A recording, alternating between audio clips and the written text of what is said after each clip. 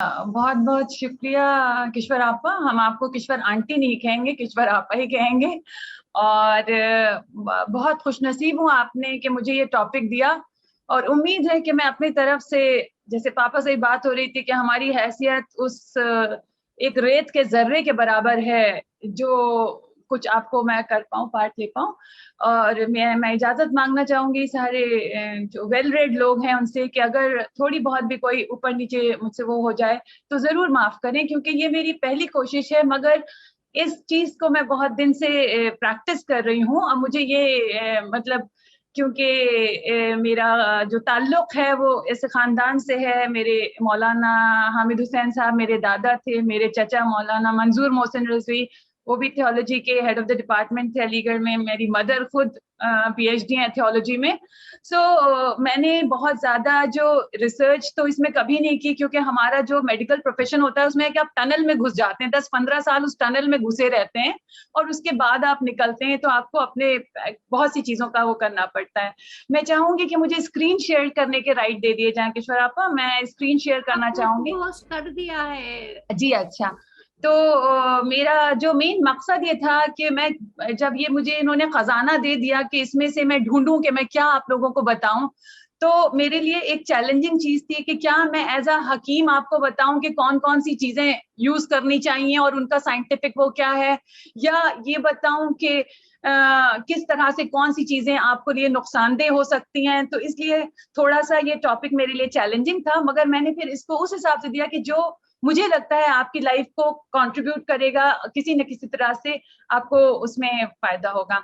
अभी screen sharing नहीं मिला हुआ है किशोर आपा, मुझे उन्हें को होस्ट बनाना पड़ेगा मुझे। I think you have been नहीं मेड द नहीं, हाँ अभी को होस्ट नहीं बनाया है उन्होंने। आप पार्टिसिपेंट्स में देख सकते हैं जाके। Okay okay. तो क्योंकि हाँ, क्योंकि ये इतना बड़ा जखीरा था, इतना बड़ा वो थी पूरी माशाल्लाह से, कि इसमें अगर मैं इसको प्रेजेंटेशन के फॉर्म में नहीं बनाती तो मैं एंडलेसली उसमें बात करती जाऊंगी जिसका कोई वो नहीं होगा। तो इसीलिए मैंने इसको एक प्रेजेंटेशन के फॉर्म में बनाया है, और उम्मीद है कि वो आपको मैं वो कर पाऊं उसमें। आप लोगों को मेरा प्रेजेंटेशन दिख रहा है? जी जी दिख रहा है। अच्छा ठीक है, तो मैं इसको स्क्रीन शेयरिंग पे ले आऊँ। अभी पूरा ठीक से दिख रहा है? हाँ जी हाँ बिल्कुल क्लियरली। अच्छा, तो मेरा टॉपिक अभी आप लोगों ने सुन लिया, इट्स तिब्बे इमाम रजा अलैहिस्सलाम as this thing in modern medicine.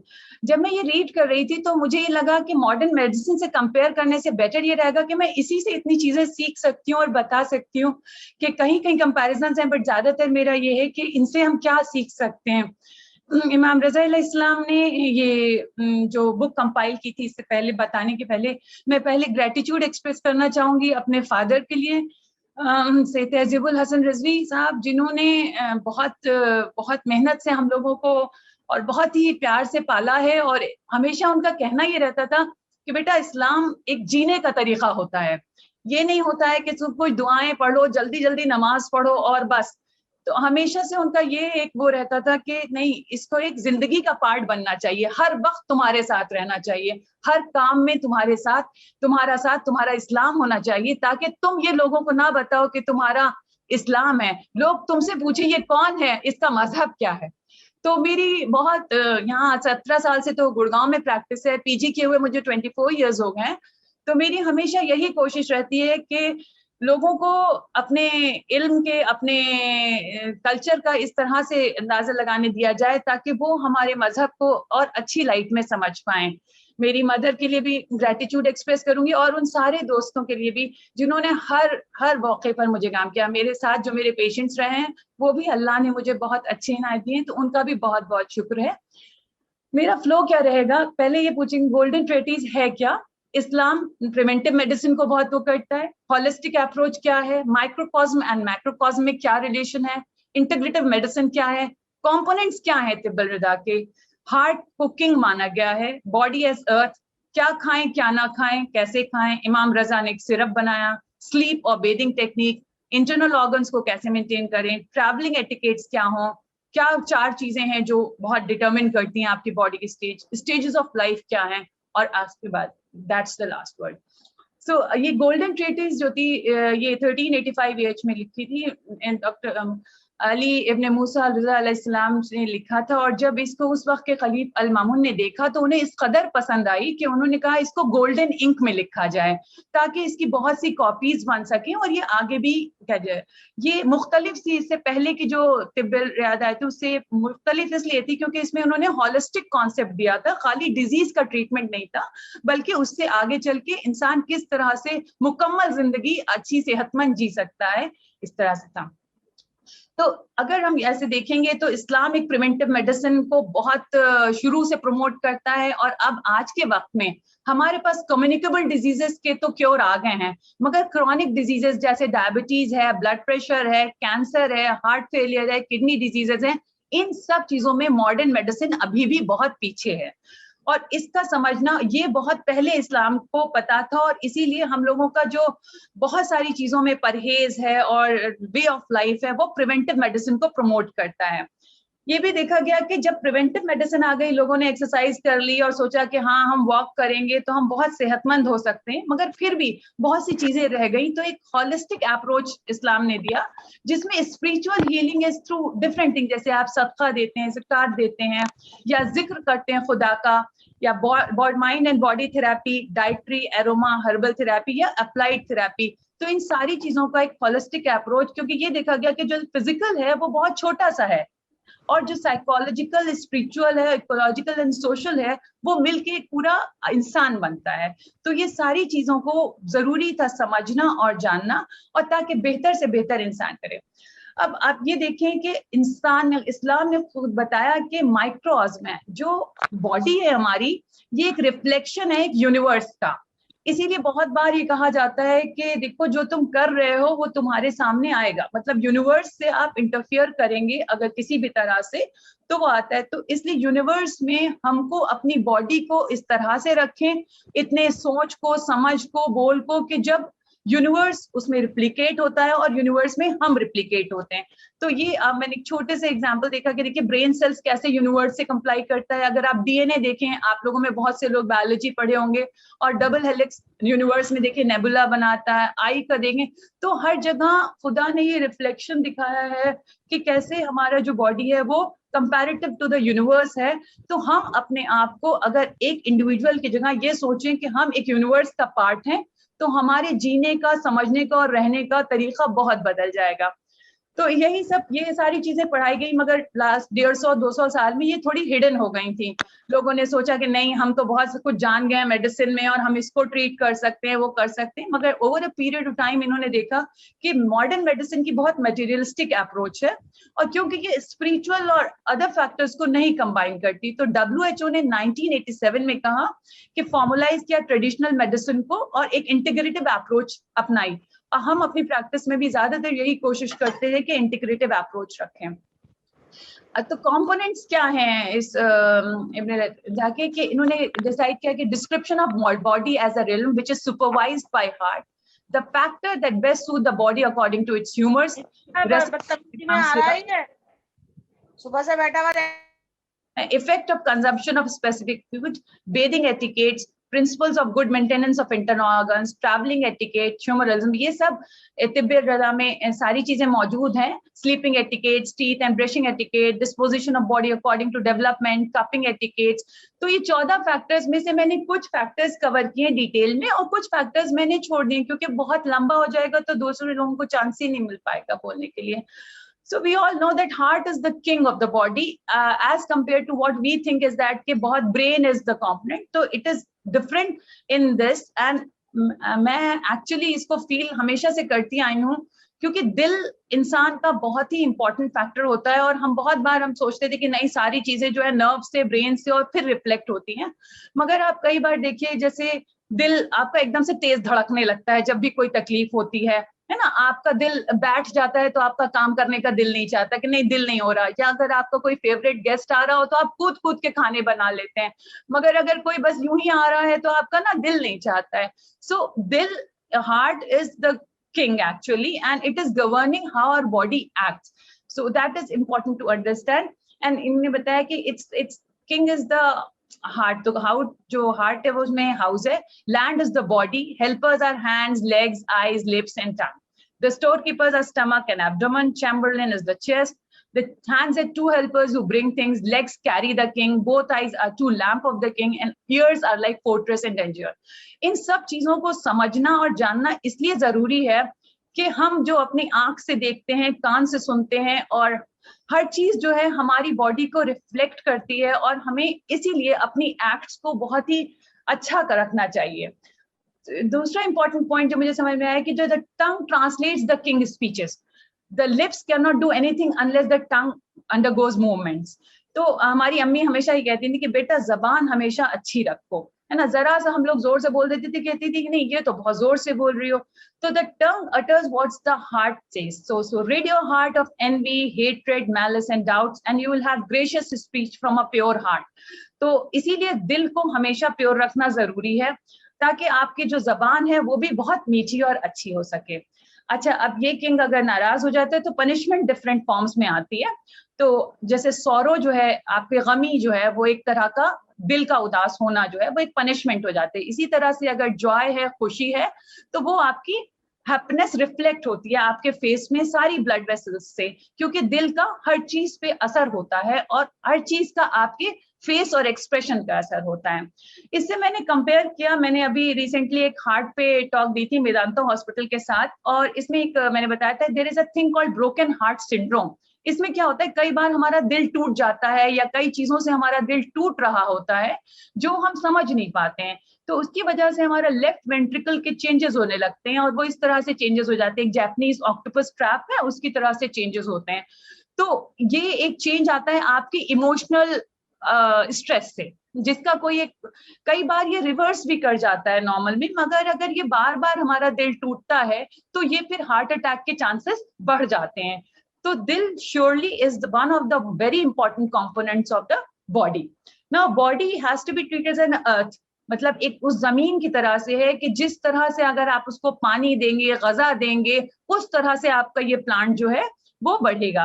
अगर आपकी उसकी गजा अच्छी नहीं है, अगर आप किसी की बुराइयां कर रहे हैं या आप अपना टाइम वेस्ट कर रहे हैं या लेथार्जिक है, तो आपको अलग अलग तरह से वो मैनिफेस्ट होगा, चाहे वो कॉन्स्टिपेशन से मैनिफेस्ट हो, चाहे थायराइड डिजीज से, मतलब जो भी रिजेंटमेंट आपकी लाइफ में रहेगा या ग्रजेस रहेंगी वो आपकी बॉडी को प्रॉपरली एक डेवलप नहीं होने, वो वीड्स की तरह रहेंगी जो ट्री नहीं ग्रो करने देंगी ठीक से। तो ये भी बात बहुत जरूरी है समझना।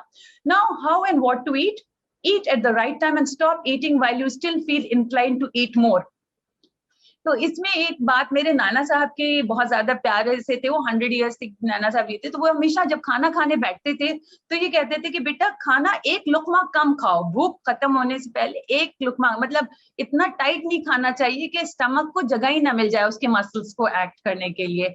So body is healthy, your mind is sharp with lighter speed. अगर आप हल्का खाते हैं तो आपकी ज्यादा सेहत रहती है, आप लाइट रहते हैं, ज्यादा काम कर सकते हैं, बनिस्बत इसके कि आप बहुत ज्यादा खा लें तो आपका सारा सर्कुलेशन ब्लड का आपकी स्टमक की तरफ चला जाएगा और फिर आप उसको सही से पचा नहीं पाएंगे। तो दैट इज इंपॉर्टेंट। फिर एक इमाम रजा के सिरप का जिक्र है, इसके बहुत सारे बेनिफिट्स हैं, इसका पूरा डिटेल के कैसा बनता है ये इनके तिब्बे अल रजा के अंदर पूरी इसकी रेसिपी है। अभी ये जो प्लेटफॉर्म है उसके लिए बेस्ट नहीं है, ये अवेलेबल भी है और जगहों पे जो मैंने अमेजोन पे सर्च किया था तो अवेलेबल भी है।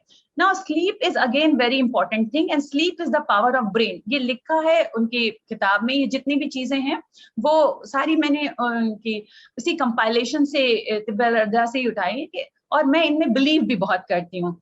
मैंने देखा कि हाँ रिड्यूस स्ट्रेस करता है, आप सबको पता है कि क्योर्स इन्फ्लेमेशन, अटेंशन, अगर आप मान लीजिए जिस रात बहुत जागे हों उस दिन आप कार नहीं ठीक से ड्राइव कर पाएंगे, आपकी मेमोरी हो जाएगी।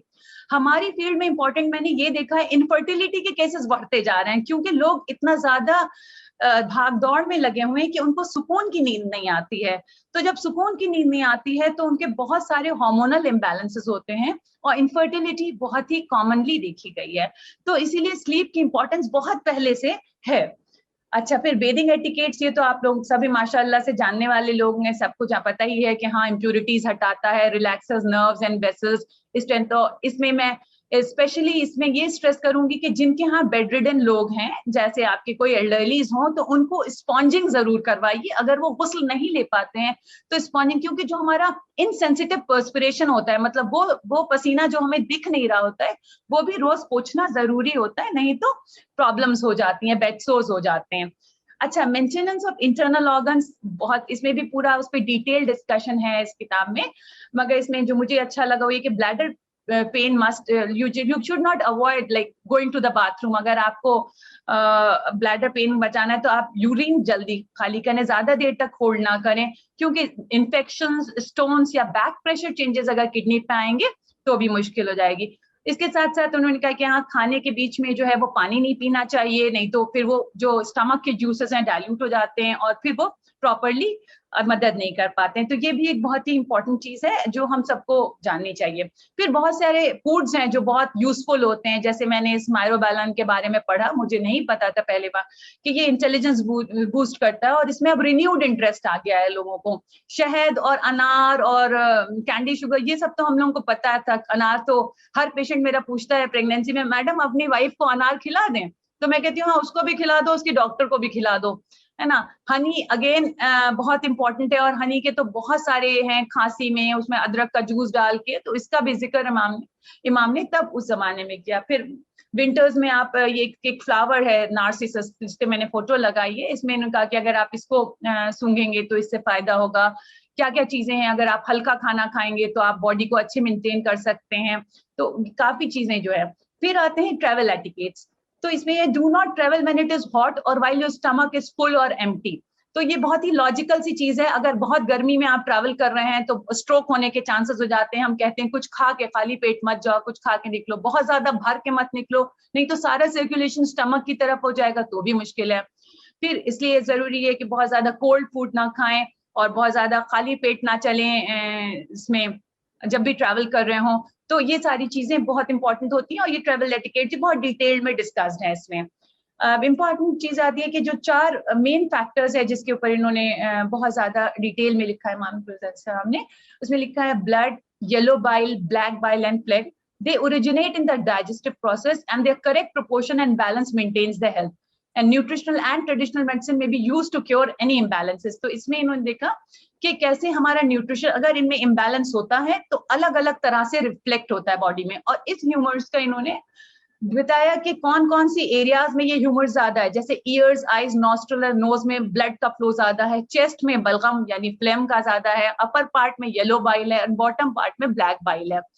इसके साथ साथ इन्होंने देखा कि इनमें से कौन सी चीजें ऐसी हैं जो इमोशनली अनस्टेबल या इमोशनली स्टेबल कर सकती हैं।